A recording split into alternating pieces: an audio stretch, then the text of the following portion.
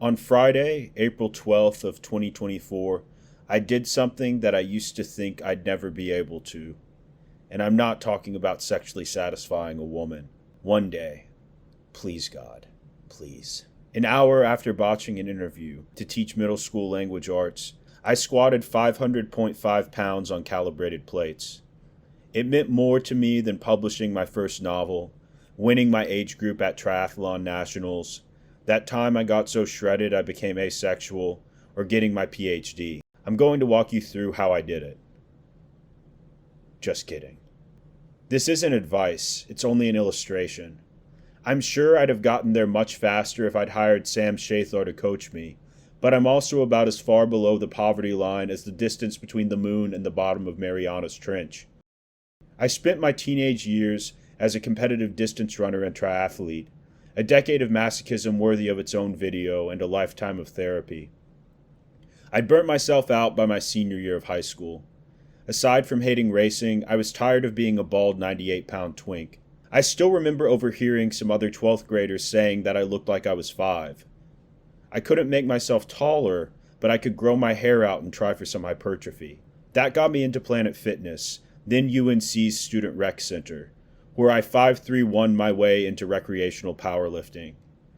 I'd been leg pressing and squatting on the Planet Fitness Smith machine, but my first barbell squat was a shaky 135. I spent 3 years getting that up to 385 for 2 with Smolov and an unlimited meal plan, then dieted down to try and get rid of my man. Once I'd quarried a 6-pack from my power belly, I was appalled by how little muscle I was left with. My solution was to hit the cable stack and spam shoulders and arms. I stayed shredded and small for most of my 20s. When gyms shut down in 2020, I got back into riding my bike and running. This escalated into Ironman training and a full-blown eating disorder. 2 years ago, I fought and sobbed my way out of that and returned to strength training. By Christmas of 2022, I was back to squatting 1 plate. I made a lot of progress running Alan Thrall's Dad Block and Greg Knuckles' SBS programs.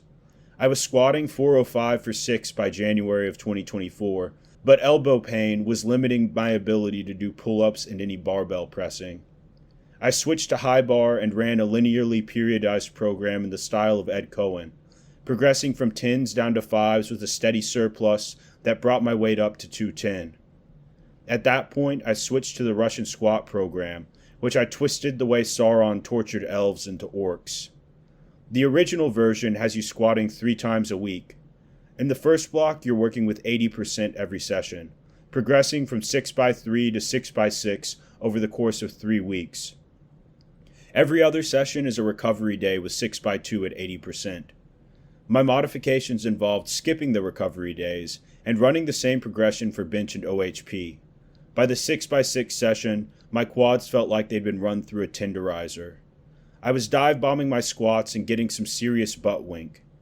In a turn that no oracle could ever have predicted, I tweaked something just north of my ass crack and aggressively deloaded for a week.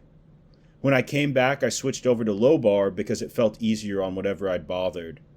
That day, I squatted 405 for 7 and 3x4, which had nothing to do with the program I'd been running. I also did way too many belt squats. 2 days later, I came in with fucked up quads and hit 455 for a single, then 430 for back-off triples, then even more belt squats for no fucking reason. With just 2 sessions of low bar, my elbows were already inflamed. I was also hitting a wall on bench, so I decided to chill out for a few days and test my maxes. On Thursday, I benched a hideous touch-and-go 315. Well, 315.2 on calibrated plates, actually.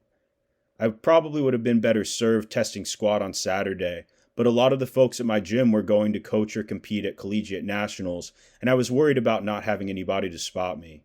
Instead, I bombed out of my interview, slammed some caffeine for the first time in 2 weeks, and went in to distract myself from my crumbling professional aspirations. I'd been training on pound plates, but I wanted to hit the most accurate 500 possible, so I decided to use calibrated kilo plates. I'm also dumb, so instead of using the 25 kilo reds, I just loaded up the 20 kilo blues, which allowed me to warm up with the same jumps I'd made in training. My last warm-ups were 396 and 440. I had the squat stand set a little too high and slipped when I was re-racking the last one.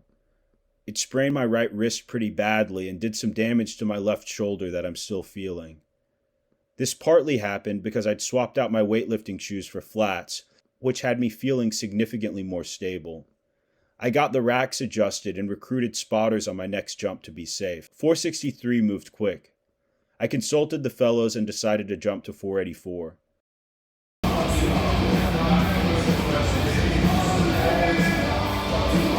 Oh, I fucking got it! About halfway up, I said, "Oh, I fucking got it." But I wasn't talking about that rep.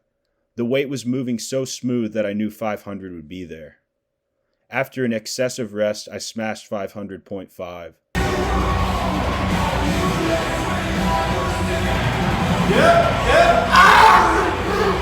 I wobbled a bit coming up, but was able to save my position.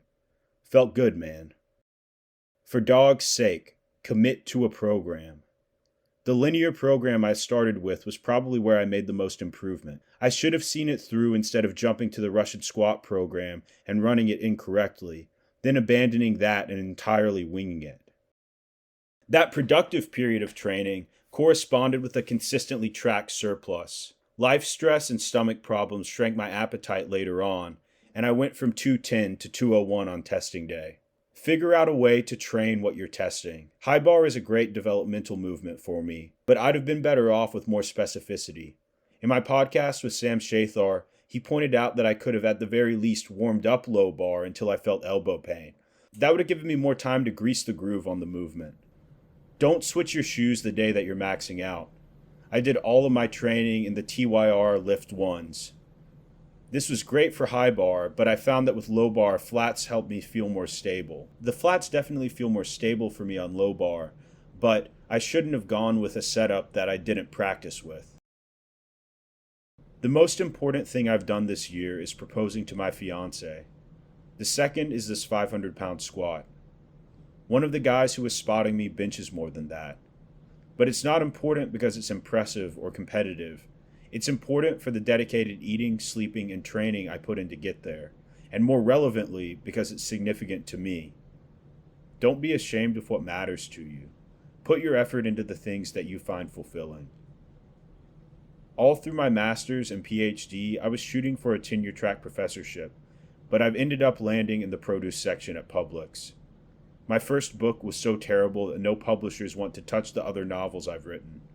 My fiancé and I have a combined $100,000 in student loan debt. But I also have a woman I love, an adorable cat, a supportive family, this dumb YouTube channel, and lifting. For me, that's abundance. I'm going back to that linear program and sticking to it. I'll do a block of 8s, a block of 6s, a block of 5s, a block of 4s, and then a peaking block with triples and doubles. The hypertrophy blocks will be spent in a small surplus. I'll switch to maintenance for the strength block and the peak. The whole training cycle will last 15 weeks, setting me up to compete in a powerlifting meet that my gym is hosting. I anticipate that my weight will get up between 206 and 208, which should allow me to make the 198 class with a water cut and some gut manipulation. It's way too early to accurately select attempts, but I do have numbers in mind. I'd like to take 500 for my second attempt, then take a 5 to 10 kilo jump depending on how it moves. My 315 bench wasn't paused, so ideally I'll hit that number to competition standard. Deadlift is the wild card because I haven't trained it consistently. When I did have it in the rotation, I was pulling with straps, meaning my grip may be an early limiter. I'd just be happy to secure a second attempt that matches my third attempt squat. If I'm feeling froggy, I'll take another little jump and hopefully chip my strapless PR. I hope this whole spiel gives you some ideas for what not to do and why it's okay to care about something that nobody else pays attention to. Thanks for watching. In the words of the immortal Miyamoto Musashi, seek nothing outside yourself, except a like, a subscribe, and a comment.